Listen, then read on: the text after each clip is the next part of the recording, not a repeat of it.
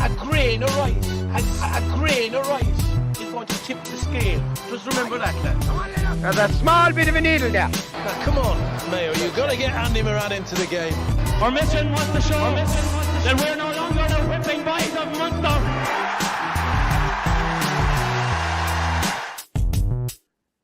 Morning, lads. Bright and early here in West Clare. You're all very welcome along to the Irish Examiner Hurling Sports podcast. Delighted to welcome Derek today as our special guest. Well done, Derek. You had a lovely new gizmo there in the Sunday game last night. I hope you've opened up for me for next Yeah, not sure now, but look, you have to start somewhere, I suppose. We'll be ringing you for a few tips bright and early next Sunday. Wesley, you could have given us a bit of notice about that there anyway. But look, we'll get there. We've one very well-dressed man beaming from ear to ear here this morning as well. He's nice little V-neck, maroon Gansey and shirt, and it's like a man going about business. We're all on very early on a bank holiday Monday. Yeah, appreciate that, guys. Thank you for your help. I have a chauffeur picking me up at 10:30. Dalo, I'm heading for Ferry House, so I'll be requiring your assistance during the day. If you can help me with any old winner, Marco, I'll be calling on you. So if you could point me in the right direction, that'd be great. So good day yesterday. Now I'm hoping to make it 2 good days in a row. I have one for you, TJ. See, it's around 66 to 1. Oh, beautiful. Lord Lariat. Don't forget me now. Okay, listeners, you can rule that one out anyway. Have you anything yourself, TJ, just to pick him up after yesterday? Like, I think JP's got a couple of nice chances, and I think that he might have a triple on the day. Better times ahead, and Janadil definitely been 2 of them, and can't get a turbo now. Follow JP. His horses are running well. He had a good entry, good day yesterday, as I said as well, and I think he might have a couple of winners today. Okay. Grand National Day in Ireland.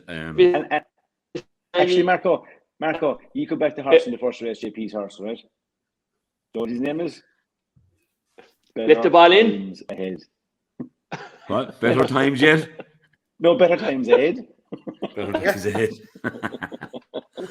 Right, enough of the race, and if you're leaving us... Enough, what? Can you hear me? The next horse I'm going to name now is Let the Ball In. Let the ball into the forwards. Yeah, that's enough of the race, and I suppose because you're leaving at 10:30, TJ, so we'll crack on. Lovely to be in Cork yesterday. It was great to be back, lads, with nearly a full house. I know tickets were available, all right, but fabulous atmosphere, even though we were locked into our room above. I was getting pictures of lads saying you have an awful shiny head from the terrace inside in the box, but you'll have that with a few supporters banging on the window, and that was great. It's like Sky Sports, and we had Mr. Dowling and Mr. Cusack having a good rap off each other too at times, and there was plenty. I was like Colin O'Rourke back in the heyday of Pet Spillane and Joe Brolly. I was kind of just letting them at it and trying to keep it kosher. You're the man in the middle. Well, as myself and Joanne were trying to keep it. I know they were only having the banter, sure, but they're good at it, the two of them. But big statement, lads. I suppose an awful lot of speculation since the league is over. You know, and Shane brought me back as far as Limerick, Shane Dowling, and I said, did you kind of feel at any stage that you were in trouble, like coming up the last few weeks? And he said, Jesus, you know, you would be beginning. There was a lot of people starting to talk, but you had faith, of course. He says, and I obviously lucky to be with the Pierce back Hurling, and he said you'd be meeting the boys and they'd have a bit of gossip and how things were going. And he said, you know, you had faith. And it was a big statement, TJ, from you, like new departures, John Kiley naming a dummy team, etc. Standing Mike Casey. Oh, the cover was good, I suppose, but at the same time, what a performance for a man that hadn't played in a big game, really. Due respect to the Offaly League game since the Kilkenny defeat in 19. I mean, 2 cruciates and picked ahead of Richie English, which I possibly questioned as well before the match, who I thought was maybe one of your more consistent players in the league. But it looked as if you got all the calls right again, and the move of Kyle up, albeit he looks like a big doubt for the weekend after the injury, but he gave you an awful fulcrum up front. Though he wasn't on him a huge amount of ball, but again, Kylie getting the calls right. Yeah, I think we looked as Limerick people to trust the boys. What they've done over the last number of years would happen again. I think that did happen.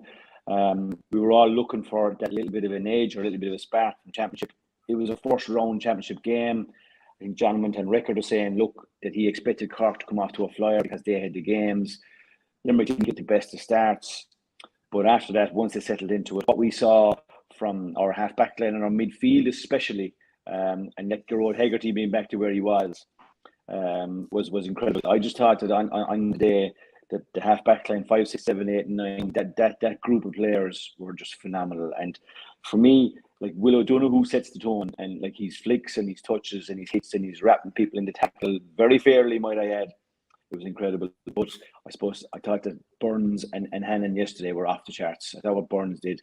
7 points from play from our defenders must be close to a record with 4 different ones. Dan Morrissey a point, Barry Nash 2, Declan Hannon 1, and David Burns 3. Now Burns scored 6 altogether, but 7 from play from your defenders. I suppose it says a lot. It probably says a bit about Cork too, but it's the first round of the championship. I wouldn't be getting carried away. I wouldn't be wearing the green jerseys this morning on here. Dalo, I think that we have a bit to go. You'd look a bit stupid in Ferryhouse in it. Yeah, I think that Cork contributed to a little. I think there's a huge amount of question marks. I'm not going to delve into them, but like some of the defending and some of the stuff that they did was just off the charts. Again, they have big questions to ask. But from a Limerick point of view, very happy that the spark is back. Very happy that the championship was up and running. We had a great day out. Park and Keeve was looking splendid. Unbelievable ground, Marco. I had the pleasure of being up in the premium with a lot of met one of your club mates, an old sparring partner of mine, the great Joe Dean. He was on about my great full back play back in the day, complimented me once again. And even better than that, all right. I actually, we went in early. We were in the ground before 2 o'clock. In where we had the podcast the other night, 2 lovely big TV screens, 1 huge big drop down screen. No match. No match? No match, Marco. The technology left you down in your 100 mil beautiful house, whatever happened. So someone needs to have a chat there. But I happened to be in the company of the referees beforehand, Dalo. Yeah, Fergal and Johnny Ryan and John Keenan and the linesmen and stuff. And you know what? We had a great whole conversation. They were complimenting us on our refereeing talk on the podcast. They were very happy with it. They said, not sure which one of the 3 of us they were aiming at now. They said Derek was fine, but the one of the 3 of us needed to brush up on our rules. I mentioned no names, but other than that, they were very happy with us. So there was a great atmosphere. Me or you, Mac? Yeah, there was a great atmosphere there. The crack was mighty. Great mix of Limerick and Cork people. Absolutely beautiful grounds. It's a fantastic stadium, and the place was humming and rocking and great atmosphere beforehand. And look, I suppose everyone was hoping that the match would live up to being, a proper opening round Munster Championship game. It did for a while. Cork got off to a great start, but after that, Marco, big questions. Going after 16 seconds. He scored 1-8 in the first half. 4 of those were frees from Patrick Horgan. And in the second half, beautiful start again. After that second point by Conor Lahan, I think from the 39th minute, he scored 5 points from there to home. All 5 were scored by Hoggy, 4 from frees, 1 from play. Enough said. Brutal. Yeah. Enough said. We'll let you respond, Mark. They kind of directed it directly at you, so I suppose I won't intervene, and I'll let you just come back with whatever you feel is appropriate. Yeah. Very, very hard to defend, all lads. I suppose the one thing is that going back to the All-Ireland final last year, the 2 young fellas were looking for the Nintendo after 15 minutes. They lasted about 40 minutes on Sunday, so that's a bit of an improvement. That we managed to stay in the game for that length of time, but Cork was just kamikaze stuff yesterday. It was just, what a start we got. Breeze behind us, a goal and 2 points. We poked the bear. If there was any bit of a weakness in the Limerick setup, we were going to find out. And next of all, we proceeded to stop delivering the ball into the forward line and invited Limerick on us. And once the hole started to open up, Limerick went back to their usual game plan, being able to find a loose man, and probably not one loose man, but there was probably 3 or 4 loose men all the time with the man in possession. And I suppose Diarmaid Burns was outstanding as far as he got the first 3 points of the game for Limerick and I suppose draw them back into the game. But like the goal that we conceded, the first one was just like, the second one was brutal altogether, but the first one, like as a defender, you must sense where the danger is. And the danger is, you know, when the player gets the ball in his hand, his nearest route to goal. If he turns out he's going away from the goals, that's no problem. That's grand. He can shoot away, no problem going away from the goals. But like how Damien Cahalan and Mark Coleman got sucked to the left-hand side of Kyle Hayes when the danger was the inside. And I know the boys pointed out on the television last night that there was nobody coming. Like Tim Manny was just looking at him. John Melrick is just looking at him.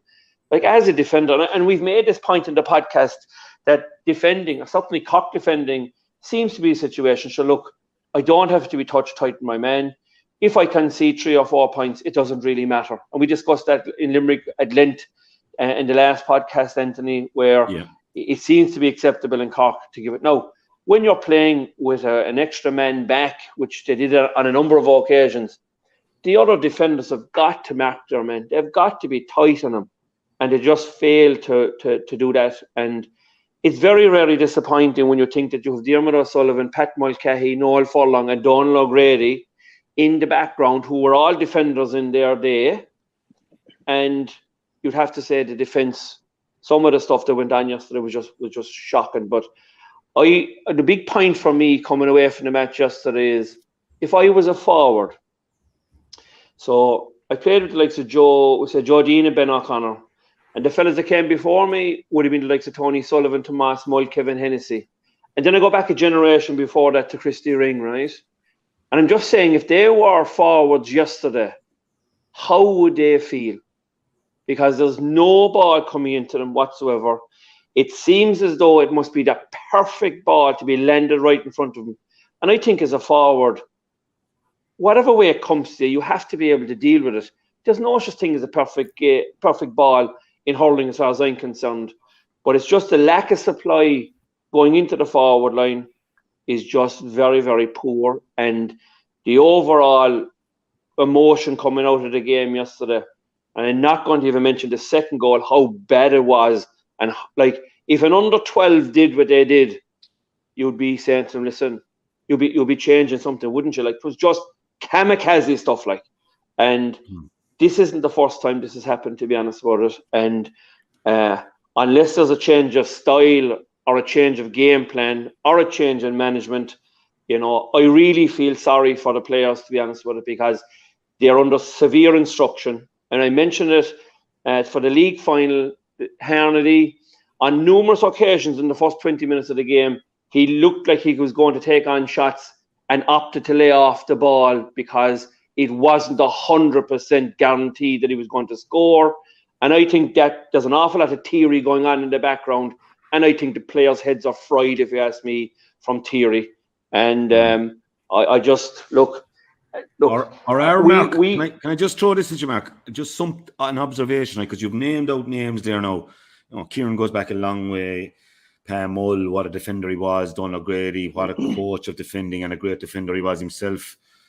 I don't know too much about where Noel Furlong played and that, but he was a defender, club defender. Yeah. Okay, but is it a bit of the players doing their own thing then? Because surely there's good instruction coming in, like.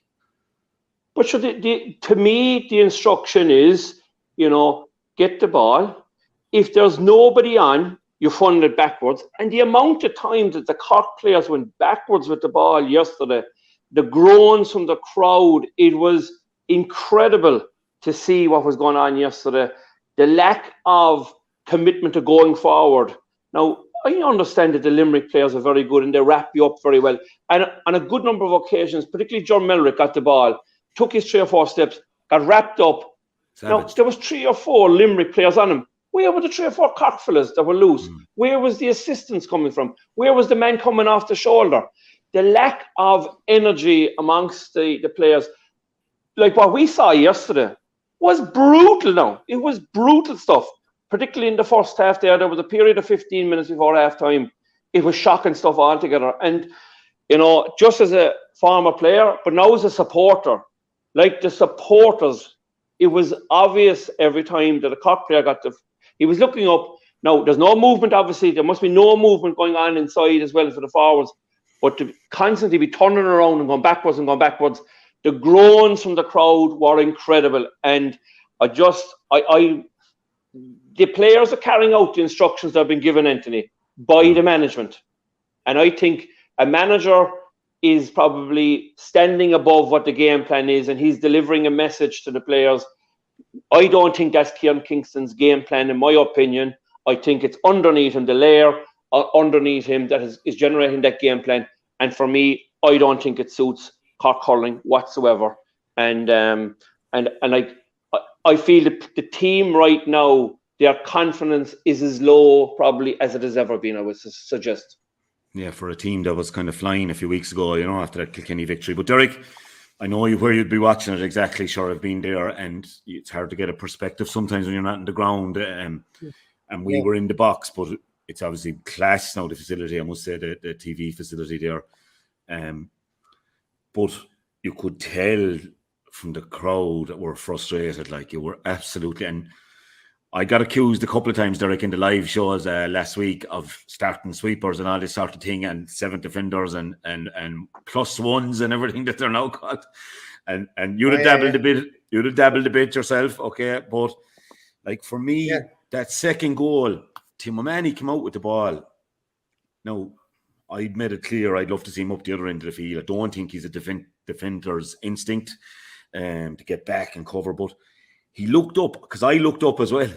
I said, what's on? And there was 0 on. You had Declan Nash sitting loose, you had Barry Nash sitting loose, and Hoggy and Kingston were marked tightly. The two boys were screens in front of them. All right?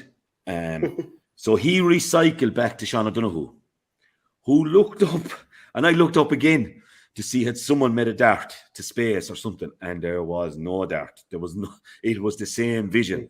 So he tried to play as sort of now whether he mishit it or he saw a little gap to go through to maybe Mellerick or young Cahalan or one of those kind of in a half-forward midfield area. But obviously Kyle intercepted and no one, poor O'Donoghue had left Aaron Gillan. For me, O'Donoghue and Niall O'Leary had decent games. Both cornerbacks had decent games, I thought. But there wasn't. The setup from Limerick was just in contrast. And Mark made the point there that Mellerick a couple of times tried to come through the Limerick wall, if you like, and there was no one coming off his shoulder. There was no one to try and pop a hand pass, and there was controversy about hand passes, I suppose, as well, all the weekend. But then contrast that then with Declan Hannon taking his point in the second half and Nash screaming at him, bombing up outside him. And I would go back to Waterford as well.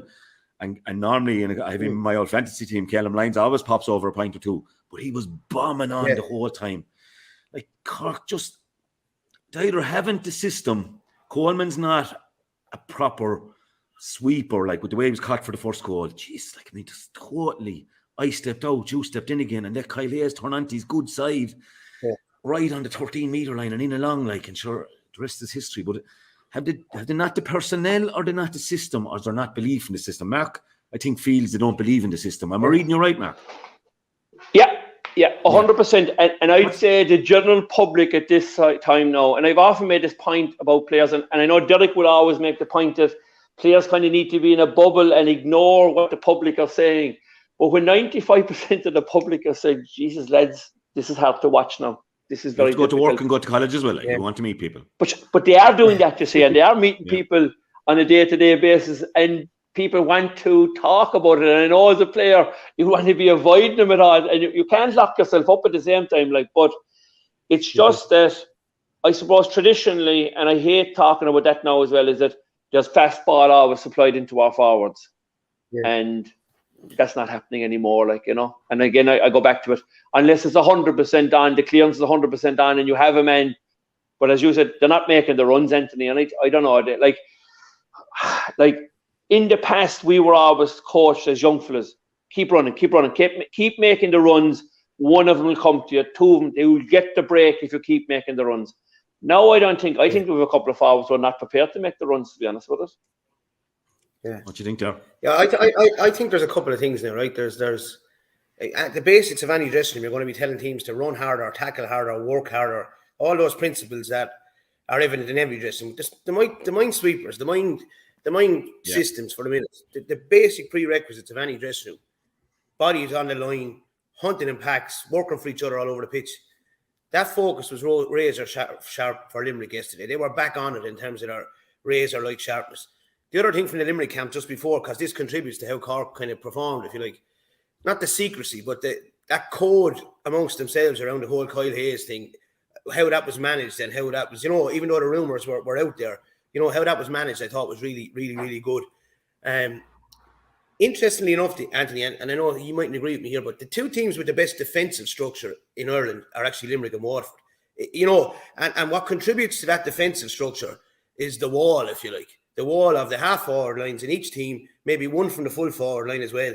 Two midfielders deep, Tig sitting deep. You mentioned there in your bit of analysis there, Anthony, you looked up Declan Hannon was free, Barry Nash was free. That's not an accident. That happens all the time in Limerick. And more often than not, Diarmaid Burns is free as well. But they can be free because their half-forward line are so deep. They're monsters. I mean, they operate almost like a packet, like a 6, 7, and 8 in rugby. Keane Lynch, Tom Morrissey, Gerard Hegarty, they're nearly always together rather than being out in their wings. They're in tight little triangles, etc. So for me, Cork over the last couple of years have been trying to do that. They've been trying to get, have a deep forward line. But yesterday, if you have a situation where Mark Coleman is doing what he's doing, right? Yeah, there's grey area. Like you take Noel McGrath, I know we're coming on to it in a while yesterday, he nipped Tig for a few points in the first half because Tig was doing what he does, sitting back in the D. Like Declan Hannon, he knows then when to come, Tig, if you like. So it's a trade-off. Tig is getting on ball. He's protecting Prunty. He's protecting Conor Gleeson, etc. Declan Hannon is doing the same. But he might have been just that bit off Derek yesterday, Tig. Yeah. And what I'm saying is, I suppose, in terms of Mark Coleman's role and the analysis around Mark Coleman's role, I remember preparing for Mark Coleman in the 17 All-Ireland semi-final. He was wing back. He'd been the hurler of the year up to the semi-final, almost, if you remember. He just was on the scene. Yeah. And we put Brick on him. And we actually gave Brick a kind of a Lar Corbett, Tommy Welsh job. We asked him to lie in on him for the whole match, kind of stop him hurling, bring him into the corner back area. That's how good he was in terms of attacking sense. But I agree with Mark in terms of the movement of the forward line. But sometimes I feel Cork, they're afraid to be the balance between instinctive and instruction. Like it's a fine balance, and I think we laud Paul Kinnerk here all the time and I'm telling you now, the repetition they do and the repetition of their skills, etc., that presents itself naturally then and say, Jesus, Limerick are lovely ball players, etc. So you can be sure they're doing lots of repetitions, but they're probably a good bit ahead of that. So to go back in summary, I suppose you're saying the Cork effort didn't manifest itself after the first goal. It should be better. They should be running harder. You take the speed in the Cork team, Robbie O'Flynn, Conor Cahalane, Jack O'Connor, Shane Kingston. They're bullets now. They are absolute bullets, right? But they need to combine the bullet-like, pace with a phenomenal work ethic where they're dogs of war. And at the moment, they're not fitting into the dogs of war category that, you'll get from the middle third next Saturday night in Limerick. You'll see the middle third next Saturday night and it'll be dog, eat dog right in the middle third. And that's where they're getting lost kind of almost, in terms of so I agree with Mark. I also, agree with Mark with the point, the one point he's making there. The other thing I'd say is I've been in this position. You talk about sweepers, etc. I keep making this point, right? In 15, 14, when you want traction as a team, you want to start somewhere, right? Like Kieran has a choice. If the public are having their say in Cork, well, then you might have a situation where young Joyce is put to centre back. But that becomes a project then for a management. It becomes the time space is not there probably now to kind of say, right, this is how we're going to go about it over the next couple of years. Ben O'Connor coming in from PB, from maybe not going with the rugby and coming in and a few of the 20s coming in. That becomes a project then as opposed to what they can do now over the next couple of weeks. So I don't see a huge amount of change, unfortunately, at this stage, even with 2 weeks out, because they don't have the time to do it. So it'll be kind of, it'll be good old-fashioned motivation now. Listen, we're getting it in the neck. We're getting it hard everywhere we go. Is there something in us? And you'd expect it to present itself against Clare, unfortunately, Anthony. But would you not think there are a couple of basic, like, I think O'Mahony to the half-forward line is not a major move for them. Yeah. I think he offers something different. I think maybe the likes of a Sean O'Leary Hayes, hand him 3 and just say, look, we were young. We maybe didn't put enough faith in you early in the year. And Mellerick maybe to 6. And pop Coleman out to the wing and say, we forget about our 7 defender. If we do that, we do it another way. I like Tommy O'Connell, I have to say, from Middleton last year at centre back, club level. Maybe that was exposed a bit against Kilmallock, but I put them into the project category as regards next year, whatever's going to happen. Yeah. Maybe that'll be. Now I know Mark probably thinks differently in terms of it should be radical changes. Now you go back to was it 99 where you had all the debutants for Cork against Waterford in the first round? Was it Mickey O'Connell and all the boys were thrown in with Jimmy Barron, and you had this freedom with that kind of thrown in. If that's going to happen for me in 15, we did that in Waterford with Tig, with Shane Bennett, with Stephen Bennett, with Austin, all going into the team, and it's the start of the year project. I don't know, is it too radical? For me, I keep saying, Derek, Well, I was going to say to you, right, and being in the position myself, right, and I know it's tricky and it's difficult for the Cork dressing room today to go and fix it. In one sense, they lost the first round of the championship, right? They can still recover this even in Munster to qualify, right? But surely there's the point is the same again just won't do. They can't. I understand about there's only 2 weeks, right? But they just cannot appear. Now, maybe it's more system than individuals, because if you go through the Cork team, right, there are some really, really good, you said there, individuals like Sean O'Donoghue, Mark Coleman, Darragh Fitzgibbon, Robbie O'Flynn, Shane Kingston, Hoggy in his prime. They would all make a lot of teams, right? So they have to make some sort of tweak. Do they go back to the old Cork way and no, say, I tell you, but do they put Patrick Horgan to 11 and put Shane Kingston and Jack O'Connor inside as a two-man for forward? And if you're going to have pace, you know what, do you put Harnedy at 12 and have Robbie O'Flynn? Do you bring him to midfield? You know, for me, they have to populate the middle third a little bit more than they're doing, because that will allow then Coleman to do his job, or Tim O'Mahony to do his job from wing back. You know what? And they're not filling the middle third enough. You know, for me, that's they're not meeting with bodies. If you go to the Limerick they'll always have more numbers in the middle third than every other team, and they're able to keep that ball a bit. Derek, the other point I was going to mention, Derek, is right, is like Limerick yesterday. I agree with what you said about them. They were on point, their touch, handling everything. They've become very good over the last number of years. But you would say from a strategic point of view, outside of maybe their half forward line sitting a little bit deeper, their formation and setup was still the same. So there was no major surprise there for the Cork analysis team over the last they've known these fixtures coming for quite a while now, right? And it was like as if they weren't ready for it. It was strange. It was they were caught in the headlights again in the league game in the Gaelic grounds. I know Limerick didn't have their full team out and maybe weren't on point, but there was definitely more up front and up fight about Cork in the league game. Whereas yesterday, and even over to my right, like there was a terrace of Cork supporters just mad eager to get behind the team, and even the sting went out of them after 20 minutes. Mark seeing what was going on. So there is a kind of there's a connection, there's a system, but they're good players. Like there's something breaking down. Yeah, well, I look. Just Marco, before, and I just want to ask you this because I wrote about it this morning a little bit. I just, thinking about it there, watching it, and Derek saying there now maybe more bodies need to be committed to the middle and that kind of thing, and I agree, and that possibly might work against Clare and Tip, but would they just have the type of men that can go into that middle zone with Limerick and possibly now Waterford and match up? Like I'm not certain that it's just systematic now. The same guys are failing on the same guys. Sure, you hit the nail in the head there now, right?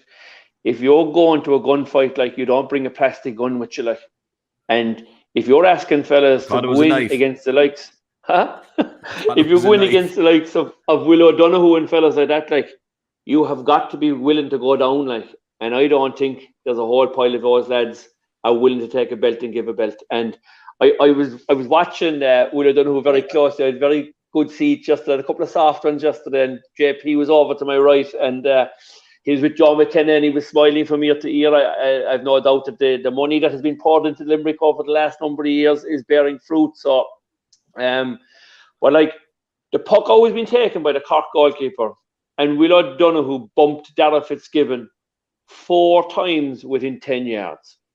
And I just said, Darragh, at what point are you going to say to yourself, I'm not taking this anymore? And Dalo, we kind of, that happened to us like in 99 against She in 98, because he did the same thing to us in 98. And until 99, there was something clicked with us where we just said, right, we're not taking a backward step anymore. We are going to bring the fight to you, because you are the most aggressive and physical team in the country at that moment of time. Limerick are the most aggressive right now, and fair play to them. And I take my hats off to them. They're getting a massive return from their investment.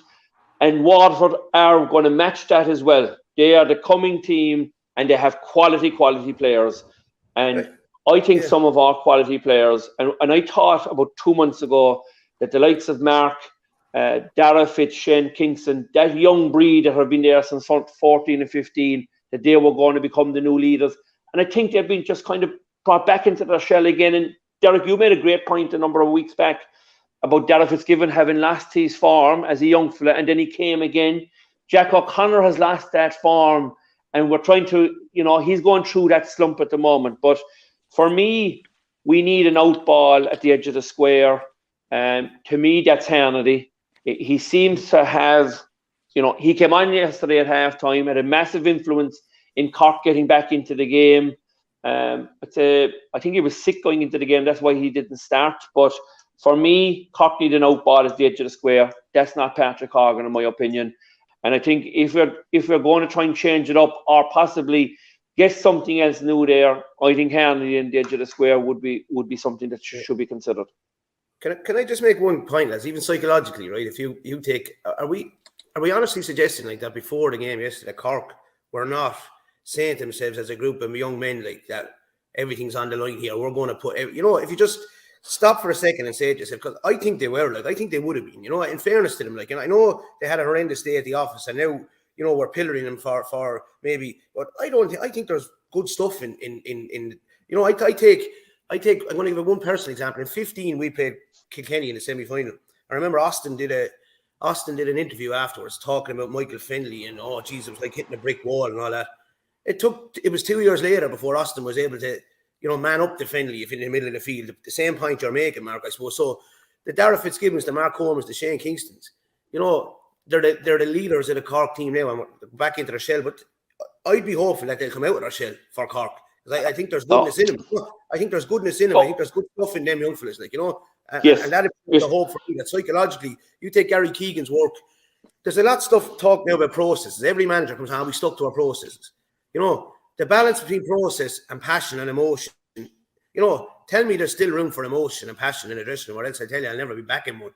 Because surely if you channel that passion and emotion right, you can get a kick out of a team. And I think that's Cork's biggest battle now, to get the kick out of the team, motivation. Yeah. And you throw in the likes of the Sean O'Donoghu's and Kieran Joyce. I thought he acquitted himself quite well as well yesterday. But you're right, Derek, but after 10 or 15 minutes, that seemed to be seeping away. And we scored a goal and 2 points after 3 minutes. And I looked up at the clock at 23 minutes. We'd only moved on 2 points, playing with a gale force breeze. It's just, and the players can sense it. They can sense it on the field that this isn't working. This isn't working. So something has to change. We all spoke about after the league final, what were Cork going to change? They ended up with the same centre back, the same 2 midfielders. Niall O'Leary's stock rose, the fact that he didn't play in the league final, and Rob Downey, who played every league match up to the first round, was dropped. So to me, some of those things are very, very, very basic. And I've often made this point. Most of the players know who the best players are. And I think if they see sometimes injustices, maybe in some respects, and fellas not starting, I think that seeps through the team as well for me. Yeah, I think I look at Derek. I wouldn't go back to that dressing room either if I thought that was missing or there was no chance of recovery. I just think sometimes though, when you're struggling to get that break at the top level, haven't won a Munster in good few years, and I know they've won a bit underage, but they failed to win that All Ireland as well. Mm-hmm. The younger brigade did now, but who we're saying are the leaders now. We'll be talking about it there for the 2 weeks and banging the drum and everything, and all of a sudden then you get a shot in the jaw like the boxer, and then you're looking at you're looking at Gerard Hagerty, like I just take for example, who was like chalk and cheese from the league yesterday. How good was the touch? Listen, lads, how good was the fetch? But I'm not talking, Mark, about even what was against him now. He didn't meet much opposition for the high balls that he caught, but he didn't drop them. Like, you know, in the league, he might, and even Tom Morrissey, who's, let's say, going through a phase, like you mentioned, like Tom is struggling for form, but never stopped kind of contributing. Shot the fourth time after 3 bad shots and got his point, popped up in and laid on a ball for Hago on a plate to get a point. And you'd say now, Tom now will be, you know, that bit buoyed up again for Saturday night. And, you know, it's just, I just think there's more overall belief in them. Yeah, I think as well, Dalo, I think the tackle, like if you look at Limerick's ability to tackle, ability to break the tackle, which Waterford have as well now, right? And even their ability to hold a player up as best they can without fouling them. It just doesn't seem to be in Cork's DNA or in their game at the moment, and it's definitely causing them a problem. I was going to even pick a play near the end of the game. Now, you can say the game was gone at this stage, so it was hard on the Cork players, but it was a point that Pat Ryan scored. The ball was around the 60th minute, fed back to Dermot Burns, who was under a bit of pressure. He looked up and there was a load of open space over to his far left in the number 15 position. He fired it in there. Pat Ryan busts a gut to get to the ball first, right? There's 2 Cork defenders chasing him, right? One on either side of him. He gets the ball close to the sideline. He falls with the ball, right? Then drops 2 defenders and throws the ball over his shoulder. You'd have to say at some point, right, to go back to what Derek's like piece about passion and emotion and like maybe the words of Paddy O'Shea about getting thrown over the line like a loaf of bread will have to come into play to say, lads, this fella's got to go over the line. Like, so it doesn't seem to be in the game, Mark. It's like as if you're trying to play the perfect game with, let's say, soccer passes over and back across the field. It's just not in Cork's way. It's not working. And as I said, look, the positive for Cork is it's the first round. I think they have to switch everything up now. They have to go and look at it. They have 2 weeks or a couple of weeks, and they have to have a real look at it because like Clare will be coming down the track, like hunting them now. They'll be looking for that. The positives for Limerick, and I suppose rather than kind of keep hammering Cork, would be that middle third was brilliant. Their ball to hand, their passing, their slickness, and just their ability to break the tackle. And then the couple of scores they got, to see Hago taking a beautiful touch in the middle of the field and stroking the ball over the bar. That was great from Limerick's point of view. Obviously, Cian Lynch's score. And then the move to Kyle Hayes to full forward. Like we had spoken about it. I suppose Mike Casey's form, obviously in training, and what he did in the game that he had, as you said, probably maybe had some bit of an influence on that. But again, I don't know that throw Cork as well. Did it push some buttons that they're kind of saying, oh, Jesus, Kyle Hayes is here. It shouldn't have had. But like, other than that, Limerick were the same as they were in the championship before. Shouldn't have been any major surprises. But from a Limerick viewpoint, up and running, we wanted to see that edge. It was there. Really, really happy with that middle third all around the field. They're passing. And look, it's a first round win. You wouldn't be getting excited about it. It's on to 6 days later. Let's get on and let's qualify in Munster. That's it from Limerick's point of view. Yeah, you wouldn't really know for certain, TJ, that hunger is back. I know near the end of Loughnan's time with us, like that, it was hit and miss. Like we'd be savage in our replay. We'd be flat enough the first day, especially 98, 99. And you wouldn't rightly know at Limerick. You'll know more next Saturday night, I'd say, about the overall real hunger in the stomach. Yeah. The only point I would make, Dalo, is that their what would you call that, appetite for work. And if you take maybe one player that maybe really epitomises the Limerick forwards, would be Graham Mulcahy. So on the face of it, you might say that, let's say, it mightn't have been like a brilliant scoring game for him, but he's hounding and chasing every single time he got an opportunity, making the lung-bursting runs to get a hurley in, to stop that player getting an easy ball away. Just Dalo, for me, it was like up there. It was definitely in evidence at times. I will agree with you. Cork contributed a lot now to some of the scores. But look, we scored 225 with 16 wides. As I said, we got 7 points from play from our defenders. So an awful lot of boxes ticked. And as I said, like you call him, Will the Enforcer. And Darragh O'Donovan in the middle of the field. The two of them had savage games. And they just laid down the law early. And it was brilliant.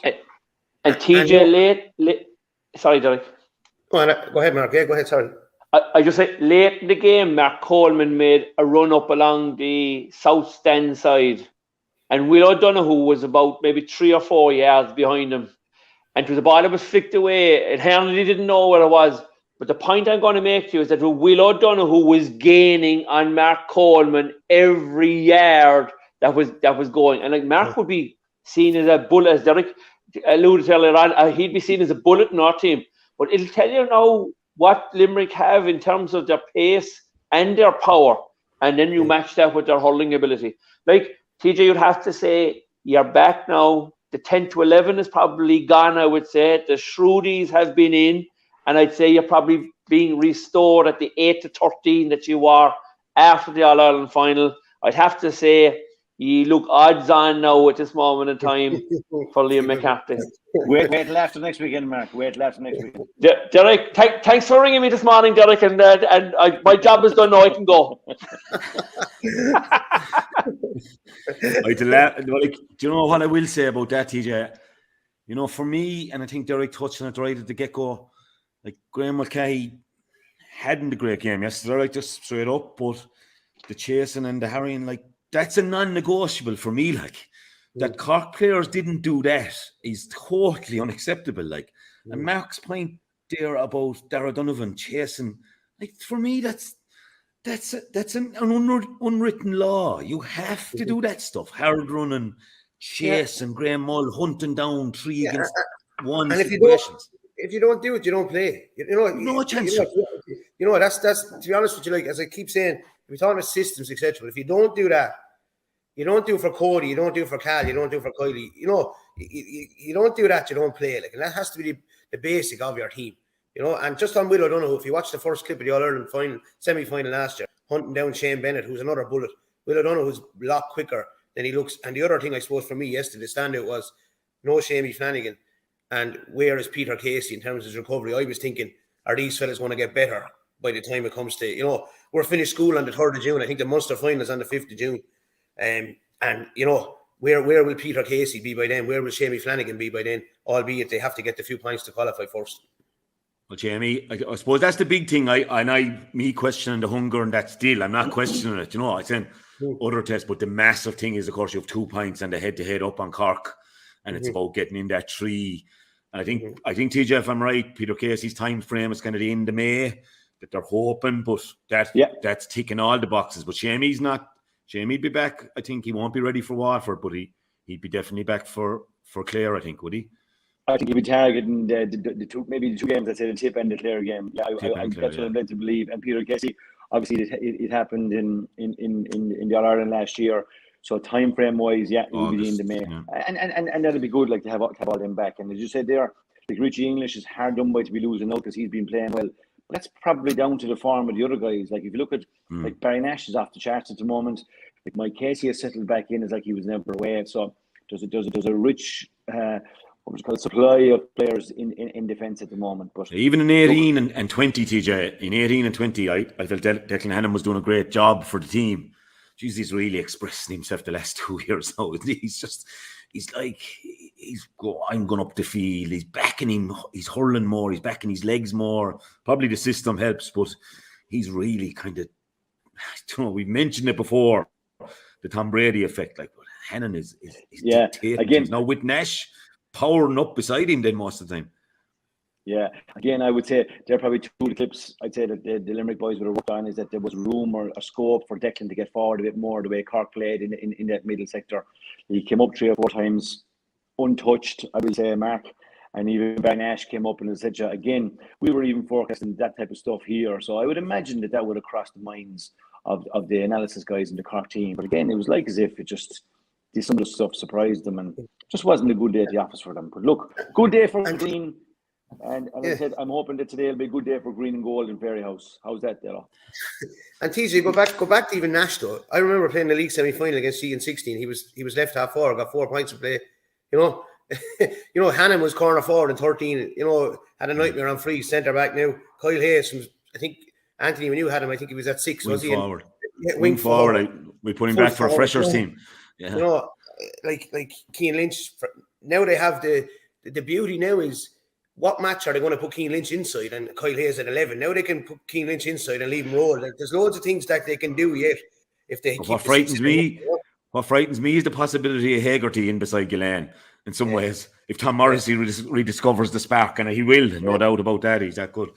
But look, lads, obviously that's a massive one to look forward to next week. And obviously, Derek, you got a great result. I think if Liam was waking up this morning while a lot of people, I'd say, around the country and watching the game and TJ, I'm surprised you didn't come up to the box to us, but of course you were buttering up the referees for your next project. I was in good company, yeah, the glass of wine, yourself and Johnny Ryan with the glass of wine, and you explaining the rules, and telling you that one of us, me or Mark, doesn't know the rules. I don't want to know who know, but I have my guesses Well,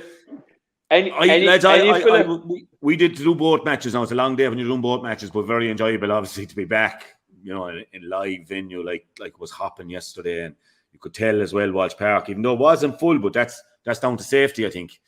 That's as many as they can let in, but still a great, and I'm so looking forward to the matches in Ennis as well later on the year, and maybe getting to one of those as a supporter. But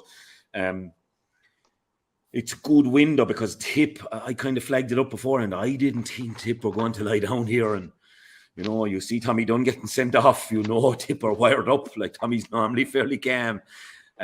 So they came with all guns blazing, and maybe crucial bit before half time, we all would have felt like Jason Ford had a free to maybe put him 7 ahead, tailed on him, and Waterford then hit 2 more points to bring it back to 4, and then obviously the first, Austin and Jamie then bringing on the 2 of them, sure, is just phenomenal. But then Derek 2-5 to 2 points in that period, just champagne hurling.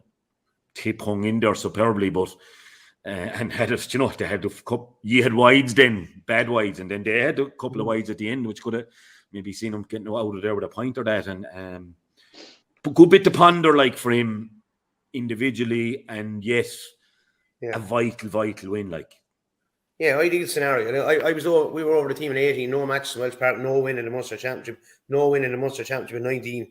And look, Carl hasn't lost a match in Welsh Park since he took over, which is, a fair record. League, that was his first championship match there yesterday. So, yeah, look, that power play, if you like, the last 8 minutes of the first half, first 15 of the second half, I was just remarking to Liam Sheedy in Dublin, I was saying, Jesus, we'll win by 8-10 here. We'll win pulling up.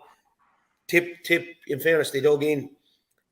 And I think it's an ideal scenario for Liam in that, you've mentioned it already, went 4 points to 0 up, had a bit of difficulty with the movement of the Tipperary forward line. Individually had a bit of difficulty with the actual Tipperary full forward line as well. Obviously, Noel was giving Tyke a bit of trouble, coming deep, floating around all the place.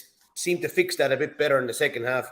The influx of the 2 boys, obviously, Jamie and Austin, it proves to me as well, we need those boys. We need those boys on the field, and 35 minutes into them will be huge. But a 4-point win, as I said last night, you take it yesterday morning, given the weather that was in Waterford yesterday. And look, the argument is there also about the pitch and how suitable it is to Waterford in terms of how they play and getting down, up, attacking as one and defending as one. So very, very happy overall, you'd have to say, because it's just all about getting 2 points on the board. And that's a very simple analysis of it, but that's the reality of it. Obviously, boys, you couldn't see the game live, the 2 of you, could you?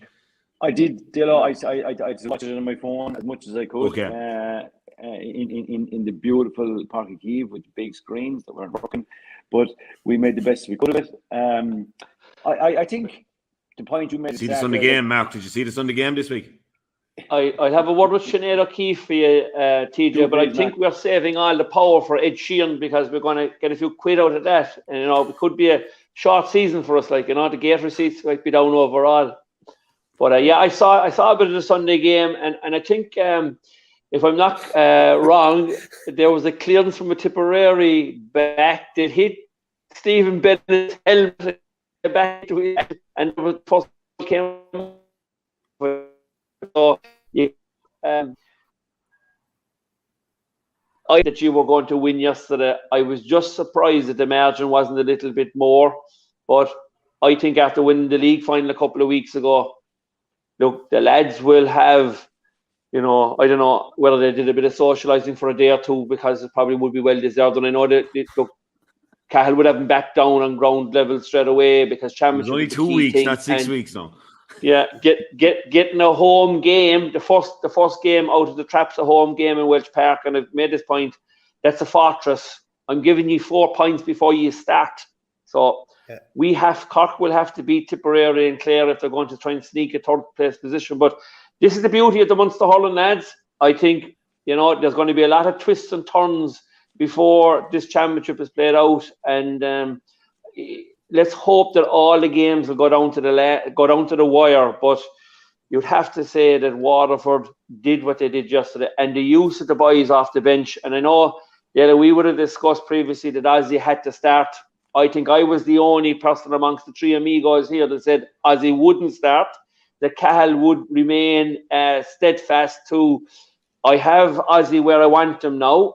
And yes, there's no doubt to winning All-Ireland, he'll have a massive part to play in that. But he has to put the team first, in my opinion. And, he's going to be targeted now. And I've no doubt that Cahill is always, listen, everybody's already after saying it to him. Ozzy, you're going to be targeted. You're going to get the needles and pokes and stuff like that. You just have to accept it and just keep it, because, the bigger picture here is winning the silverware. Where there's a Munster Cup, I think they're serious contenders for the All-Ireland, but they'll need Ozzy on the field to play the same as Jamie Byrne. And I think they're two different cases altogether. Byrne has an injury. Ozzy is more on the discipline side of things. No, I think Ozzy has moved on. Like I said, he's influenced at the start of the second half. Hugely agree with that. Yeah, hugely. What I will say about both squads yesterday is, if you look at the 10 subs that came on, like Waterford, Austin Gleeson, Jamie Byrne, Shane Bennett, Ira Daly, and Peter Hogan. That's very strong in terms of strength and depth. And I said, when they were in trouble, let's say at half time, to bring those fellas on. And subsequently, when Tip were in a bit of bother, right? In fairness to them, the subs, Debrahan, Robert Byrne, Bonner Marr, Dan McCormack, who was very influential, Conor Stakeland got a good point, Ger Brown, John McGrath. So that allowed them, with that expertise and a bit of power off the bench, to get back into the game. And really probably should have got level. Now, you could say in the finish again that Waterford were going away. I think if the game went on any longer, Waterford were getting stronger. But perfect first round win. You win your home game, get back to training. They won't be doing much this week when you're talking about the game. They'll be gearing up for Limerick. Real good game ahead. But from Waterford, loads of options. We'll be very happy. To touch on Tip, I think there's a lot of positives there. Their structural defence early doors was very good. Albeit now, Derek, that Waterford, some of the scores they gave away were unforced errors. The stuff that they probably wouldn't be overly happy with themselves, they'll pick up on them. But Tip have that bit of power. And what you pointed out last night, if Jason Ford had put that one away, which you would normally expect him to do, it would have Waterford under an extra little bit of pressure at that stage. So Tip created plenty, scored plenty. So positives for them too. I just want to touch on the Austin thing again, Derek. Look, who am I to question Liam Cahill? I've admired him. He beat me as an underage coach 2 or 3 times, if not more, with Tip. I just thought there was a tiny touch of cockiness about the Austin thing. Like, I thought he'd made his point by not appealing. The red card, point is made here, Austin. We're not appealing. We'll get on. We won the league without you. Just thought it was a fair leg up for Tip not starting Austin. I think he's that good at the moment. I take your point, Mark, but I'm not certain that Waterford could say that they have enough to be beating a Limerick without Austin Gleeson starting the match. If that was a 7 or 8 point lead at half time, it may have been like the last 6-7 minutes. Fair enough, they did take over, but I felt it was a bit of a gamble that looked like it was backfiring a bit. Yeah, look, it's always a gamble, I suppose, if it does backfire. Yeah, look, I think as much as anything else, analysis might have been on how well they played in the league final in his absence. As much as as anything else. As much as kind of like tough love and I have him where I want him, it might be like now. Let's look at how we played in the league final. Mikey Kiley, we would have been speculating as to who will lose out for us, and that was the 2-week lead up for us was, geez, will Mikey Kiley lose out? Who will lose out? Will they put Jack Perry in midfield? Will someone lose out in the middle of the field? That was our speculative talk, I suppose. So, look, I know him well, obviously, motivationally, he's a great chap, first and foremost, Austin. I know, right, he's had misdemeanors, etc. And, you might put him down as misunderstood, etc. And maybe not being I would know him as being an absolute team player. Like, I would actually know him as being an absolute team player generally. Particularly the last couple of years where he's carried, even as club here, Mount Sion, he's carried him on his back through championship games. you know, which perhaps the accusation would have been over the years when he came on the scene first, 14, 15, 16, that, you know, the club scene, that he wouldn't, you know, he felt the burden of having to carry him outside. Now he's really stepped up to that plate. So the gamble, I suppose, yeah, look, I think he'll play Saturday night. I think 35 minutes will benefit him. And even if you look at his performance in the semi-final against Wexford, albeit take out the incident, up to that, we'll say, right? He's actually very quite calm now on the pitch. You know, even if you look at his goal scoring, there's no massive celebrations after he scored the goals. He's in a good spot. Like, Austin looks like he's in a good spot. He looks like a fella that's ready to tear up the championship. So I think he's going to get attention. You know, as I would have said to him for years, look, you're going to be tagged today. You're going to be tagged by Oisin O'Brien, Clare. You're going to be tagged by, you know, and these fellas be nuisances up in his face all day long. And you have to find a way. So he's grown and matured in that respect, I think, in terms of dealing with that. And look, all the debate over the years when I was involved, where's his best position? The reality is his best position is wherever the ball is and whatever he can do. Like Keane Lynch, he goes wherever. He might be named anomaly as 11 or 12 or 10, 14, 8, 9. He'll go where he wants to, and he'll flow, if you like. And he looks very, very fit as well and focused. So looking forward to seeing what he does Saturday night. Yeah, it's a massive one, and it's not a massive one. Maybe I think in who'll come out of Munster, and they may well see each other again in the Munster final. But I think it's just a fascinating game to watch, and might try and get into it. Actually, I think it's a huge one. I kind of fundamentally maybe disagreed with you there on our analysis of the Mike Kiley incident. Me and live time, you with the benefit of 49 replays. Now. Brian Gavin in his column today backed you up. He said he thought he made contact with the ball. I just thought it was a little bit loose. I thought Seamie Kennedy moved across, highest Hurley wins possession. And I thought the pull maybe, I thought it was a little bit of a throwback to other days where you followed through with the pull. I'll give him the benefit of the doubt in that the ref was right there, the umpires are right there. But I thought in real time, it looked like one that you could pull back on now, do you know, that you weren't going to make contact. Now, Brian suggested this morning in his piece, I read it good and early, that he did make contact with the ball and it wasn't a 65, so maybe I'm wrong. Maybe I'm wrong on it. Okay, yeah, sure, I can repeat what I said in terms of, first of all, I think there was absolutely zero intent to pull on someone's head, which is, you know, the malicious intent. Totally. You know, so, and I just watching it yesterday, I feel he has his eyes completely on the ball. I'm not sure about the connection with the ball, if I'm completely honest, as Brian Gavin has suggested, right? For me, he's just kind of a bit blindsided by Seamus Kennedy, and he has the pull taken. But for me, there's a couple of things when you pull in the air. Do you pull low, do you pull early, or do you pull late?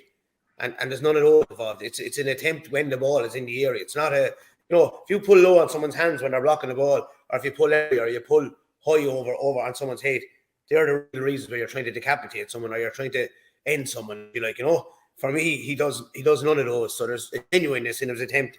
Then you see Seamus Kennedy split open and you're saying, Jesus, you know. And I remember, I think the incident involving Joseph Cooney and D. O'Keefe, was it in the Wexford game where on Saturday, I can't remember, there was a clash of heads. And I said, Jesus, this is real genuine on Joseph Cooney's behalf. I hope he's not going to be sent off here. It was just you know, so I thought there was a kind of a genuineness in it.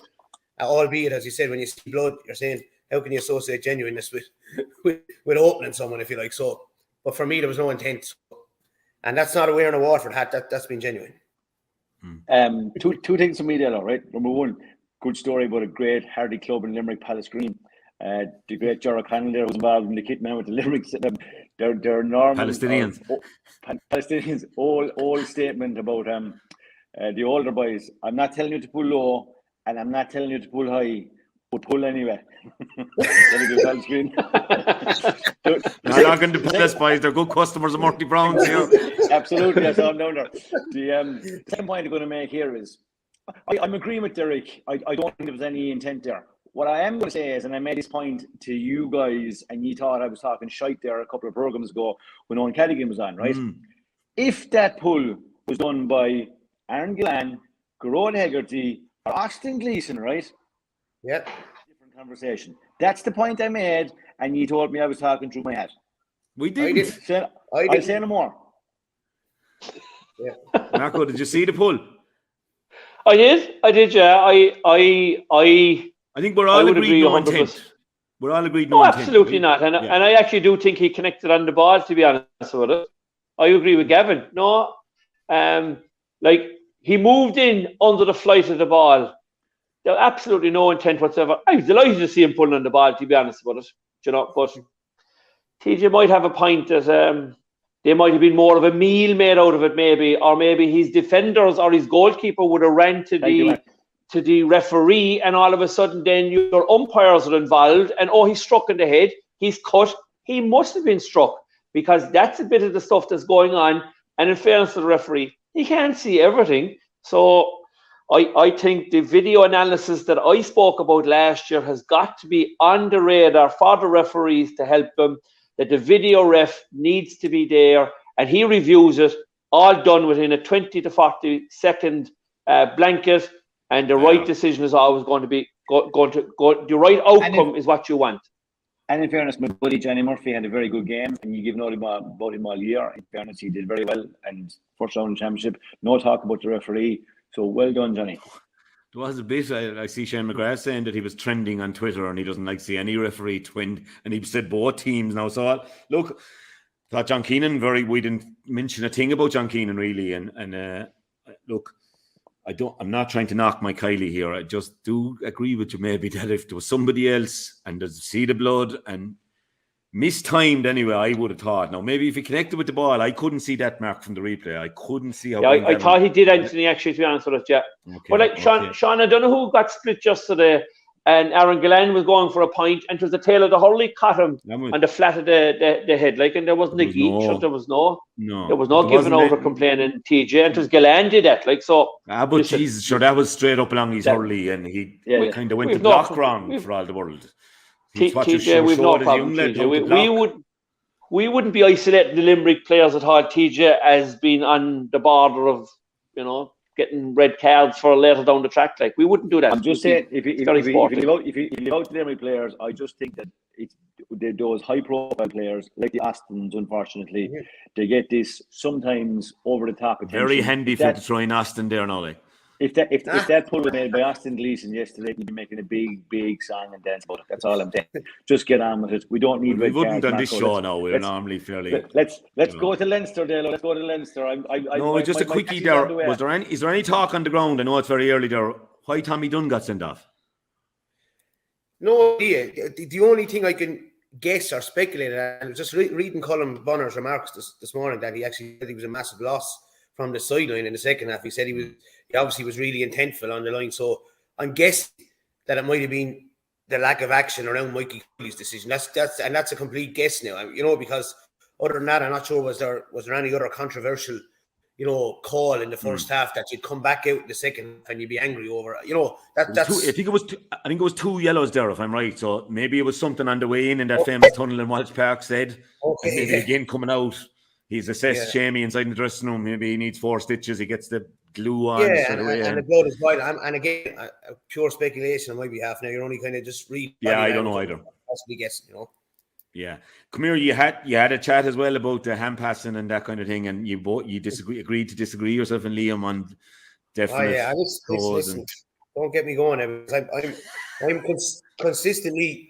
In the 5% bracket, I think that most of the hand passes are actually genuine hand passes, but they're actually fast hand passes. They barely come off the skin of the hand, and they're one action, but they're actually 2 actions. But they're so skilled, these fellas. They do 1 action, and I think Keane Lynch's one yesterday. I think Caleb Lyons' one yesterday. I think Patrick Horn's one were actually hand passes. But they're we're down the field every week, with the school teams, etc. And these boys are offloading the ball at unbelievable speed. I understand what people are going to say, a clear striking action, etc. I understand what you're going to come back at me with now, lads. Don't worry. I know what's coming. But for me... Are you pulling them up in training, there? No, I'm not. Because we're not pulling them up in training, because we're trying to get faster at offloading the ball. And I can tell you now, you'd say Kinnerk and all them, they'll be doing it. You'll see an incident this year where one of those Limerick guys will volley on the ball when it comes to him. He'll volley it straight to his hand. You watch during the summer, you'll see an incident where a ball will bounce and he'll volley on it to avoid being caught. Limerick and Waterford and those good teams will adapt to what's been done. And look, I don't know. Don't get me going on it now, because you'll only be here all day, and he'll never get paid. Yeah, I know. There's 2 men in the country that could be debating this. You're Stephen Cusack now today, and he'd be the same. But I'm doing it in training now because I don't want us to be giving away a crucial free in a championship match. Can I make one point on it, Anthony? Philip Manny down here in Waterford, that plays with Ballygunner. He's the best exponent I've ever seen of what I call a high hand pass. When he's caught up, right, and he gets it away with a high hand, almost, he gets it away, and he does it brilliantly. He comes off the fingers and he pushes. I think the ref, when they see someone bottled up now and they're doing the high hand, they automatically give the free, even if a fella has genuinely passed it up high, like he's genuinely got it away. And another one is, and he got it right yesterday with Conor Lahan, when a fella drops to the ground and he's barely trying to get his body weight right, sometimes it comes off the hand and he hand passes it. As he's at the end of a shemazil, if you like, or at the end of a ruck, he gets it away. They're inclined to give the free straight away for that. And no more than myself, you're telling the opposition to call throw. You're telling your players to call throw. Through it. You're trying to win frees off the ref as well. Yeah. The Patrick Curran one is a good example because it looked like in real time, it looked like as if it was a throw. But I thought the freeze frame last night on the Sunday game, if you looked at the freeze frame closely, it did look like separation was there. So I thought, in terms of actual example, I thought that was a really, really good one. Like, it was a great pass as well by Patrick Curran. Very, very high, skillful to get that pass away under pressure. Perfect. But it looked like on the freeze that there was not much, but it looked like there was separation there. But like the Keane Lynch one, Jesus, you couldn't tell me that wasn't a throw, lads. I know. It comes barely off. And the Keane I don't know how you. But come here. The point I have about Derek is we've been told that they were told by Crow Park, if you're in doubt, give the free. Yeah. If you're Johnny Murphy and the Patrick Curran one, and you're not sure, you should give a free out, shouldn't you? Well, listen, I was on the rules committee. At the end of last year, I was on the rules committee, and there was actually someone who remarked on the rules committee that the hand pass is not a skill at all. It's not a skill at all. Oh yeah. Yeah. No, sorry. Okay. Look. Yeah, we won't bait it to death because we've it done before, and I don't know. It'll be frustrating though, lads, when it was a Munster in semi-final now, and you're out the gap beaten. Quarter-final, semi-final, final, like you're gone and you won't be winning. And one call, geez, I would have thought we should have reverted anyway for championship back to if you're in doubt, let it off. Let it flow. Yeah. Let it flow. At least that, Yeah. So let's look at obviously the huge game in Leinster. I know TJ, your driver's nearly be there now in a minute, but he can bring him in there and give him a black pudding sandwich. Cup of tea. And don't even make tea for him there, yeah. It was a pity to see the magnet close last night, TJ, coming through the village. Yeah, that's closed. I took a picture and sent it on to you. Sent it on to me. Up the road in Gary Spillane to the welcome in, or the hill bar not long. They're the two watering holes at the moment. So the magnet closes the pub for a while. Oh, there's plenty buzz coming up through Ballylanders and on into Gary Spillane and on into hospital. There was plenty lads outside the pub with the pint outside. The fag. Good times. Championship days, you can't beat them. Huh? And all that area, of course, borders Cork as well. So we understand where that comes from, and we're not worried about Marco there. But lads, Saturday evening, straight up, didn't get to see it. Saw the highlights last night. Had Radio 1 on, great commentary with Shane McGrath as co-commentary, I think, with Pádraig Lodge. And I also had, is it Southeast Radio on, Derek? And the commentator is good. Now, I can't think of his name, but he had Billy Bourne. Who's it? Spratt. I can't think of his name. Yeah, Liam Spratt. But he had Billy Bourne and Tom Dempsey live with him. So I bought one on the computer and one on... And it was great stuff to listen to, but you couldn't. I was in Dublin and I was in Cork actually. I got to Cork, and they wouldn't turn wherever I was. I won't say because they wouldn't turn on the television. And he kind of said to me, the barman, and if I was putting it on, it'd be Liverpool and City would be going on. So maybe that's a reflection of Cork hurling at the moment. I don't know. I know I could have rang the Polish man or the handsome man or Jabba, the Glen boys and the Mayfield. I could have met them someplace, but then I mightn't have been as fresh for yesterday. I'm a bit surprised you didn't go into your Clare buddies, Monty and Sully. I know. There's so many screens in the pub now. You could have soccer, rugby, golf, and hurling and football on. that could have led to further difficulties as well. Like, you know, so I said, I just keep the head down and listen away. And sometimes the radio is great way to, you can imagine things and you're picking up stuff. And when you have Shane McGrath, Tom Dempsey and Billy Byrne as co-commentators, it's fascinating. So, huge result for Wexford, lads, and be disappointing one for Galway because they did control the game. And last night, watching some of the chances that were blazed over instead of under, makes you feel like Henry will be kicking himself, and Kevin, obviously, TJ, that they didn't come out of there with the 2 points. Yeah, very disappointing considering the way they played in the first half. It could have been definitely more ahead. The game, it kind of didn't really feel like a championship game early doors. It kind of felt like as if it lacked a bit of something or whatever. Wexford were poor. I think Galway 10 wides there in the first half. I suppose the 2 key turning points for Galway, which they look back on, yes, obviously yesterday and today, will be that goal chance they created in the second half where Joe Cooney went through. Like, to me, he pops that ball to Conor Cooney. It's a goal. It's game over. I think that's a critical point for them. It was a well-worked opportunity. And I suppose, like, we're on about the hand pass. I just don't know where the referee came up with this decision. I thought Conor Cooney did everything right. He composed himself. They're 2 points up. He's having a go to land that free to make it 3, even though it might be into a little bit of a breeze there. I think that's a wrong call. Like, how many times over the years have we looked at Hoggy taking a minute plus out of the game? And I thought that was a bullshit call. I thought it was very harsh on Galway. I thought it was unfair. And as I said, sure, they'd be right to be kind of peeved over that one. But then so 3 minutes later, Tej, Lee Chin took 6 seconds longer. Like, obviously, we saw the boys. Even Lee Chin's one wasn't too bad. Like, as I said, I've seen way worse instances over frees where people just really take the shite out of it. Like, but I thought that is this a victim? Is this a cause, TJ, of the round robin and the hometown effect? The crowd roaring and stuff. Yeah. I was very, very, very possible. I was joking yesterday on a separate point to Clarky was up in the premium area with me, and we were having a chat and we were talking about the Galway and Wexford match, and we were on about Lee Chin, and after coming on, and I was kind of saying that if I happened to hurl in this year with my red helmet, I reckon I'd look like Lee Chin. Just like Clarky looked like Kyle Hayes last year, was it? I thought the physical shape of Lee Chin when he came on was incredible. I said, for a modern day hurler, it's phenomenal. I thought that Wexford with Conor McDonald is very influential at full forward. Tough. Like, at times in the second half, I'm probably saying that, yeah, maybe they Wexford could have been a little bit more direct. But I thought when they would hurl and they upped the ante in the second half, they were impressive. They have good individuals around the pitch. There was a couple of great battles, like cornerback on Jack Grealish on Rory O'Connor. Great battle there. As you said, Tom Monaghan's performance. Darren Morrissey. I thought that Tom Monaghan deserved to be man of the match. 4 points in the middle of the field. Like, I know Carl Gaddley, plenty of possessions, but look, he's a kind of a free role. Like, so for me, I thought Tom Monaghan was incredible. Joe Cooney did a great second half as well.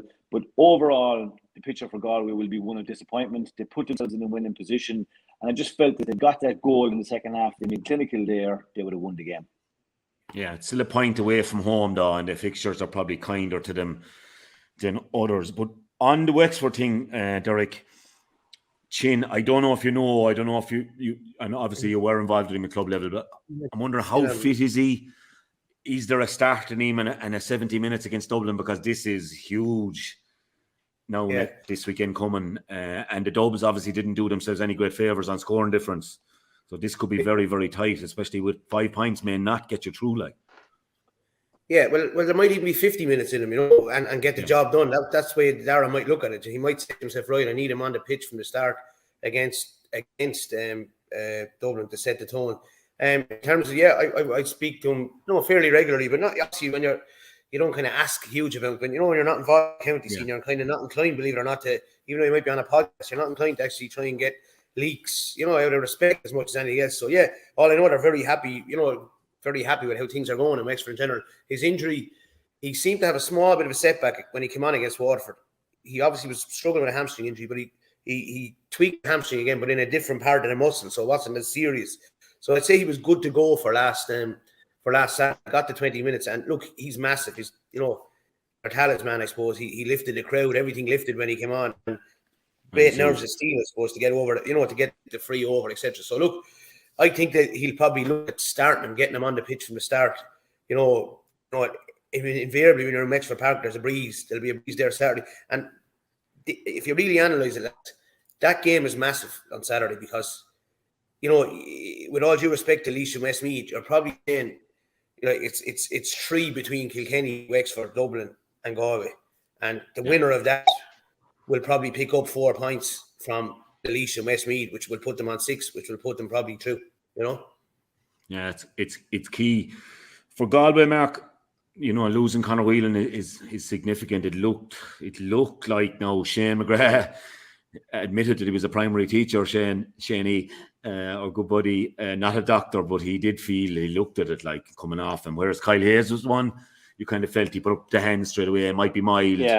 But Conor Whelan wanted to play on, and then it was kind of no way. I mean, he was nearly unmarkable like yesterday during the game, or Saturday.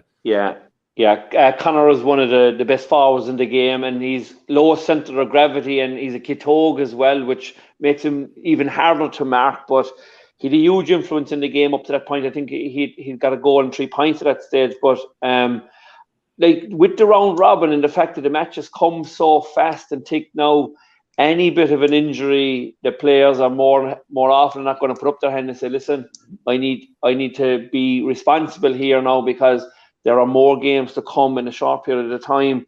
But he's a very strong player, very physical, very aggressive, and I suppose we pointed out earlier on in the season that he hadn't been getting fed an awful lot of ball, but he was really on his A game, I would have thought, on Saturday night, and he could be. I still think that Galway should have enough players in their arsenal to qualify, but I suppose, isn't it great to see 2 managers coming into the game, Darragh Egan and Henry Shefflin, their first taste of real championship as managers? I'd say Henry would probably feel a little bit disappointed insofar that probably for 50 minutes of the game, they looked like they controlled it. Then on the other side of it, you had Wexford missing a penalty, even though they got a point from it. If the game went on for another couple of minutes, would they snake the result? I do believe the home crowd does have an influence on referees, and that's, young Welsh, the referee, he's new to the game as well. He's a very, very good referee, to be fair to him, but I thought he probably panicked a little bit insofar that he shouldn't have thrown in the ball. And I go back to the incident with Patrick Cullen and Kiley. The fact that Kiley had the ball in the net before Johnny Murphy got an opportunity maybe to blow for the hand pass. Imagine just blowing and disallowing the goal for Waterford below in Welsh Park. I just have a feeling those home results, the home venue, does have a slight influence. I know no referee will want to hear me saying that, but unfortunately it does happen. And I would agree with TJ. Thought it was a poor decision to take the free off of him, to be honest with you. But look, it was a good result for both new managers to the game, and we need these guys, the Egans and the Shefflins. We need that new blood in the game. So I think, it all makes lads for fascinating. What we want is both Leinster and Munster Championship to come down to the last weekend, like we had a number of years ago, where Galway were top of the pile with 3 or 4 minutes to go, and they ended up being on the bottom. So that's what we're looking forward for the summer of Hurling. Yeah, I was in Parnell that night. It was an amazing night. It was amazing. Unbelievable. That's the beauty of having a kind of an ordinary run-of-the-mill stadium like Walsh Park or Cusack Park. They're having the big fancy stands and Limerick and Thurles and Cork. And that our last tour in us, it could be significant. Waterford top of the table, maybe coming to us, and Liam Cahill resting half the team, to get ready for a Munster final. That's the plan. Yeah, look, Kilkenny obviously rolled out TJ, and he comes on. I've Alan Murphy in my fantasy team. We'll come to that in a sec. TJ's back and 1-3, I think, and big win for a finish, although Westmeath for a long time, Killian Dalo, outstanding obviously. And then the Dubs, heavy weather again of Laois. Just Cheddar seems to have put the wind up this Dublin bunch of players, and in the Roland again, nearly pulling off the heroics right at the end, having banged in one and nearly banged in the other. It's probably down to Laois and Westmeath for relegation. Realistically, Derek, with the fixtures are in it, but they really do fancy a crack off Dublin everywhere they meet them, don't they? Yeah, look, Picky Man, no Willie Dunphy. You know, I think Willie will be back next week now, but Picky is a big loss to Laois, like particularly the way he was playing. And I think it probably raises the whole question as to, you know, not the minnows, but they're planning better now, the Laois and Westmeath. They're planning, they're putting a huge amount of analysis into the other team, and they're able to be competitive, you know, really competitive, more than competitive Laois were. And Westmeath were competitive for 45 minutes, 50 minutes, and then Kilkenny. But the interesting thing was Kilkenny's pursuit of goals near the end of the game with the scoring average, with the score difference in mind. TJ had a 21. TJ had a 21, could have thrown over the bar, quick free goal. You know, the reality is, you know, Dublin's +1 now, or whatever they won by +2. You know, it could be held against them no more than Cork -11 yesterday if they did manage to get 4 points. You know, it's the scoring average, if you end up on the same amount of points, is a significant factor, like, you know. Yeah, I'm sure the big one, Mac. Yeah, something that scoring out struck me there because he put down 3 and then putting it down the road. Some scoring differences. Yeah, big time. And I presume all the managements are nailing this in, lads. You know, that you have to keep going here. Maybe that was disappointing from Kieran Kingston's point of view, that maybe could have kept that at 7 points even yesterday. It might just get you over the line. The other thing, Anthony, was the other thing I just I know you're going to touch on that, and you probably touched on it before, but we had a situation yesterday in Waterford now where Cork Daly came off at half time, right? Oisin Pepper came on for Wexford with 4 or 5 minutes to go. Cathal O'Neill came on for Limerick yesterday. We're playing Kerry in under 20 now on Wednesday night. We won't have Cork Daly. Wexford are playing Laois under 20. You know, John Kiley touched on it this morning in the paper. I was reading it. Yeah. What a ridiculous rule, like, you know, that you take Cork, didn't go well yesterday, right? He didn't go well. He came off at half time. The value of him going back with his buddies, his own age that he's been with since he's 14 years of age, or this week. Never mind physically. The value of going back to your mates. It's like, I remember the 16 Munster final, we got hammered. You go up to the club on Monday or Tuesday night. You know, you're right, they get a bit of banter, but fucking they look after you, like, they look out for you, like, and that's what happens when you go back to your own buddies at under 20 level. You build a bit of confidence. So, just, you know, I think I agree with John completely with the age of science, and you're able to monitor their loads, etc. I think it's ridiculous. It's a shocking rule. For me, it's just absolutely shocking. And John described it as we're penalising the best, you know. Yeah. And maybe he could have afforded to leave off Cathal O'Neill yesterday, but in the bigger picture for Limerick with Kyle Hayes, tight hamstring, he probably needs to see him in Championship Hurling, and he got his couple of points. But no way should he be penalised from playing. Let's say bring the match forward even to Tuesday night. If the match is on Saturday night against Wales, it's shocking rule. I don't know who. I mean, look, inter-county managements are going to get a great break this year, lads. They're going to be finished if you get to the All-Ireland final the 17th of July. Tis the inter-county players are going to be they'll go straight back to the club. And if you're an ambitious club, want to win a county championship, like yourselves, Derek, you know, your own lads, they're the Jack Fagans of this world, and you're going to have to go back and lift the load straight away. You mentioned Austin with Mount Sion. It's tougher, and I think trying to mind young fellas would love to play at that level. They have no guarantee that they'll go on to have a sterling inter-county senior career, and for me, it's an all wrong rule, you know, overall. You go on, TJ. I gotta go, yeah. Well, you don't look great on the fantasy table anyway, TJ. So look, I'll save you the embarrassment. We'll just get back to Mark being down the ball. TJ, bring back a bootload of it there from Ferry House, will you? I have work to do. As I said, John, great day for green and white yesterday. Follow the green and gold today. See you, boys. Good luck. Okay. We'll see TJ. Talk to you. Good luck. We'll wrap it up. Just to run down through things. Huge win for Down, carrying on their great work from the league below in the Stacks Park. Kerry. Yeah, against Kerry. I mean, wouldn't be just to touch on fella I got to know over the years down there in Club Shane Nolan, a great servant. Sorry to hear that he'd retired. don't know whether there's a dispute there. Obviously, new management with Stephen coming in with his own ways. And I don't know what the ins and outs of it are. But Shane Nolan, a great servant to Kerry, and won't be forgotten. And I know the Kilmiley boys would have massive respect for him. Played for Crath O'Neill's, big Kilflynn there.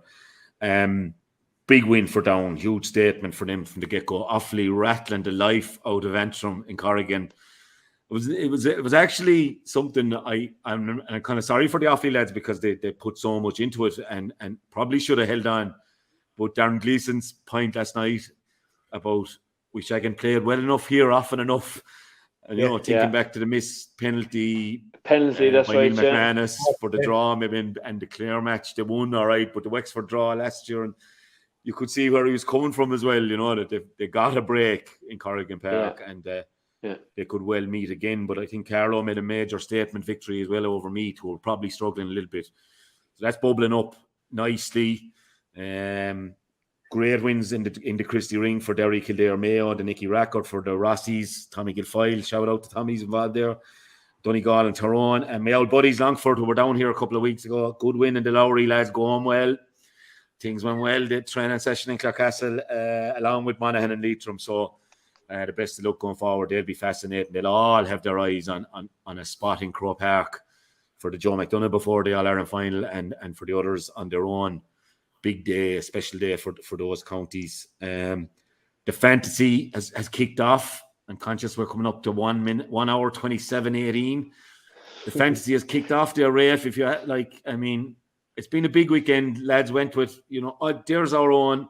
Derek, I didn't see a team in from you. No. You're right. Derek, give you somewhere like, if you're throwing a team, I'll give you somewhere like 169 with Johnny McGrath. You can take it from there. I'm sure the boys in Unruh will be able to organise it. But Mark, you're worryingly in the middle of the table there. You did break the 200 mark. You're ahead of Larry, I suppose, which normally with the way it's currently gone, but there's up top there, there's a 40-point gap already, Mark, between the two of us. There is. You just want to beat me, as you declared live in the Castlestride Park. You know what I mean?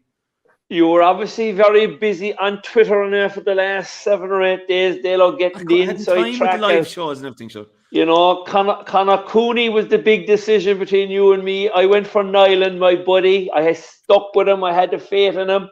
Unfortunately, he didn't get the nod from the management taking the freeze, so that has a big influence. But I have my old buddy Donald Buck there as captain, and I'm hoping that he'll put up a big score. I'll try and put a squeeze, but there was a fairly familiar feel to the bottom of the table, I would have to say, in Shawnee and young Cadigan down the bottom there, the young pretenders to the crown.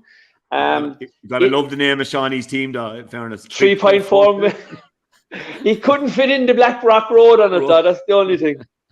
It's nice to see Hoagie as well back around mid-table there. We had him. Lads, our listener, again, Thomas Lally, the Toon Army, Namagna, 262 points, phenomenal shooting. I'm actually fourth on that. They're not. Hurling on the ditch too, TJ, be delighted to see him. He's in there on fifth. He's back. Again, Thomas's score, and he's topping the overall as well, lads. So again, with all due respect to the other lovely leagues that are out there, if you're not in this one, lads, you won't be topping the overall fantasy leaders. So it's only kicking off. I think there's transfers this week, Mark. Is there? I'd be up to date and know it all. But oh, you go out of that. You're one of the fellas that designed the system, I would say. You know every transfer and tricking. You know every trick in the board. I'm only after learning this year that if you transfer your captain out as the last transfer, you get another pick afterwards. So you cute whores, you have everything sussed out in advance, And you nearly won the National League one, Jesus, that's amazing. And you won the celebrity one and the overall, that is amazing. Yeah. I suppose you only get lucky once in these sort of things. Yeah, you're just after becoming the hunted now, Dalo, because there's a few more rounds to go. Just remember, TK has to go in this week, I'd say, you know what I mean? Oh, yeah. I will say, I should have said it, a lot of Waterford, or a lot of tips, young guns, in fairness, Colin Bonner, Craig Morgan,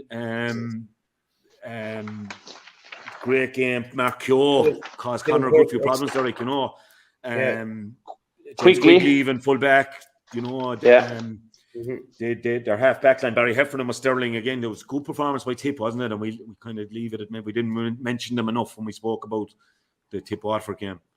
Yeah, and look, came in under a kind of a little or no expectation, which kind of probably helped them as well, you know. But defensively, very strong in the first half. Carl Barrett not giving Desi much change. Craig Morgan not giving Stevie Bennett much change. You know, Dylan Quirk even very good at right half back. You know, Quigley strong and effective at full forward, full back, albeit Quigley was giving him a small bit of butter. And look, a good starting point for them. And mix that in with the guile of Noel McGrath and kind of the experience of the forwards. And Mark Keogh, obviously, really good in the full forward line.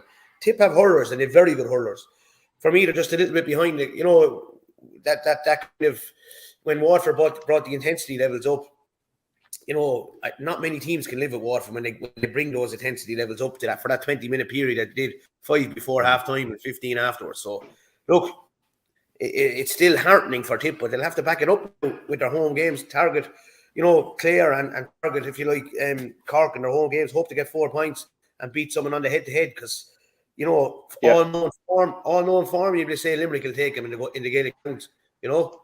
That's what you be kind of saying to yourself. You know, we're saying that it's 4 points achievable. It probably is achievable. You know, that's the reality. But look, for me, I'm looking forward to Saturday and what I think will be the first of 3 games between Waterford and Limerick this year. Yeah, and you flagged it up there last night, and the predictions as well. Just to clear up there, we all sent in our predictions. They didn't say who did who. You declared, and yourself and Liam were kind of being all sorts of righteousness that you were in first. But the 2 snakes, Derek, I want to name out the 2 snakes that came in when Galway were going well at half time with their Leinster champions, Mr. Dowling and Mr. Cummins. They left. In fairness, I stuck to my guns now. I was late coming in, but I went with Kilkenny. They waited till Galway were 6 points up. Yeah, I Kilkenny. That wasn't revealed last night, now, Wesley.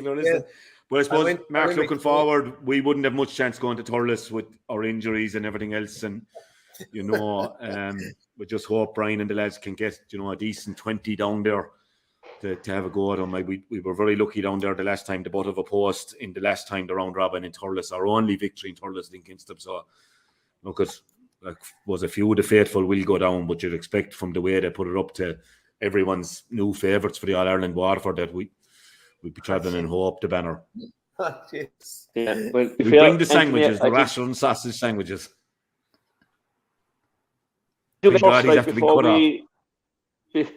Oh, I'm here. Can you hear me? Yeah, go on. We'll have to do a bit of Ed Sheeran first before we try and take on Tony Kelly. But I think the big thing for Cork now is, look, would it be better off to let the lads off for a couple of days and get, like, we've had a couple of hard defeats now. The Waterford defeat was difficult and yesterday was difficult. And it was the manner of the losses more than anything. And I remember you saying to me that back in 98, when we beat you in the league semi-final, that you said to John Loughnane, give me a few quid now and a bus, and don't worry where we're going, right? But when you get us back, we'll be ready for the... And I think there might be no harm in the boys heading and finding an out quiet spot for themselves and build themselves up, because that probably now turns out to be the critical game of the season, I would suggest. Where would you head for, Mark, if you were calling it now? You'd get out of the city, you know. I'd be getting out of the city, definitely. And I'd probably go west, I'd say. Go west. That's what we done in 98. We went north, actually, up to Liscannor. Go down to Liscannor. You'll find a pub in it called Joseph McHugh's. And we got a corner there and we took it over. And you know what? Yeah. Lads debated stuff and everything. So great stuff as always, lads. Derek, savage to have you. Enjoy the rest of your holidays, Derek. Hey, Derek. I'm going to watch Waterford United today, lads. Cork City. Bringing the small lads. Good man. Have your prediction there? I wouldn't have a clue. No more in the hurling. I text Milan. Sure. Great stuff. Okay, boys. Thanks a million. Great stuff. See you later, lads. A grain of rice. A grain of rice is going to tip the scale. Just remember that, lad. There's a small bit of a needle there. Now, come on, Mayo. You've got to get Andy Moran into the game. Our mission was to show that we're no longer the whipping